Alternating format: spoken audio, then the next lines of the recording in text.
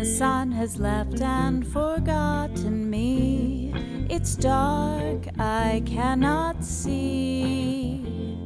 Your stories don't define you, but how you tell them will. Hi, I'm Sarah Elkins, your host and chief storymaker at Elkins Consulting. Years ago, I was a guest on a podcast, and the host asked me, "What's one question people should ask when interviewing professional development coaches they might want to work with?" With zero hesitation, I answered, "Who is your coach?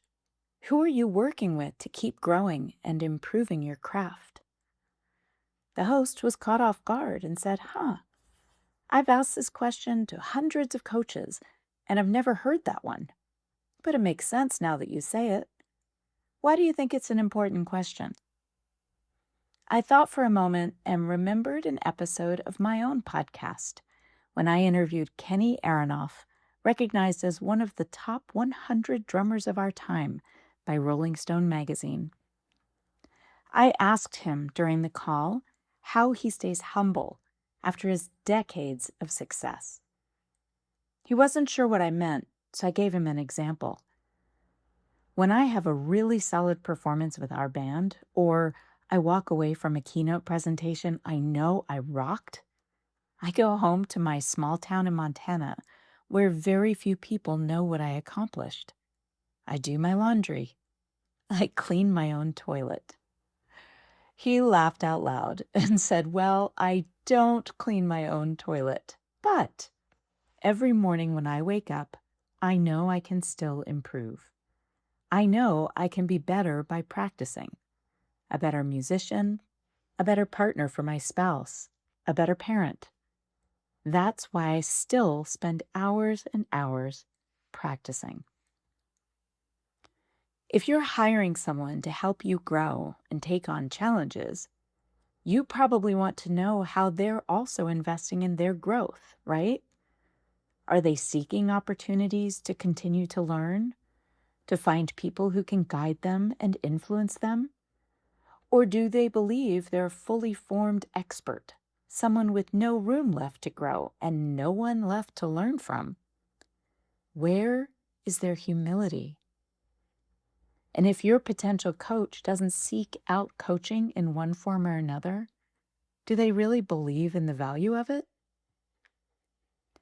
I've been thinking about this lately, partly because I took some time earlier this year to consider where I've been, where I am now, and where I want to go next. I worked with a business coach and her community to think through what actions I need to take, where I need to focus my attention and time to ensure my future is filled with as much meaningful and impactful work as possible. In a small group, we discussed how far each of us have come, and I realized something. I walked away from my very first keynote presentation feeling great. I knew I did a good job because quite a few guests at the conference wanted to talk to me afterward. People wanted to know if my book was available for sale at the conference. I hadn't written it yet, but that's beside the point. And a few weeks after the event, I saw some really wonderful evaluations from the participants. It was clear to me where I could continue to improve. And when I look back at that time, I know I did well. But I also know that just a few years later, I gave a keynote that was even better, more refined, more polished, more engaging, and with stickier language. And now, as I prepare for a keynote I'll give soon, I feel even more accomplished as a speaker. And the thing I keep coming back to is that as good as I feel about my progress and where I am now, I know that with more practice and more coaching, I can see exponential improvement over the next few years. I'm not done learning and developing as a communication professional and speaker. Just a few months ago, I registered for a course to become certified in Advanced Integrated Emotional Intelligence, with a focus on my development as a professional coach. And I'm participating in a group course my dear friend Melissa Hughes created called Wired for Success, a brain-aligned operating system for sustainable success, which I highly recommend, by the way. So the link to register is in the show notes associated with this podcast episode. So here we are, friends, with yet another episode about how we can uncover a powerful, meaningful story and insights from what could be perceived as a simple question. In this case, what's one question people should ask when interviewing professional development coaches they might want to work with? Your answer to a question like that says everything about who you are and what matters to you.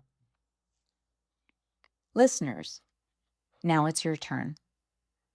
What question would you ask if you were considering hiring a coach for your professional development? Have you been asked a question that uncovered something important about your own progress and the people who have influenced you? What memory came back to you as you listened to my story and the insights I gained from a single question? As always, thank you for listening to Your Stories Don't Define You, How You Tell Them Will.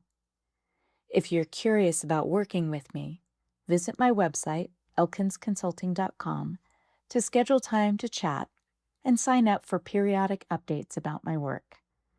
Connect with me on Instagram, LinkedIn, and Facebook for more content about StrengthsFinder, storytelling, and public speaking. You'll find that life is still worthwhile if you just smile.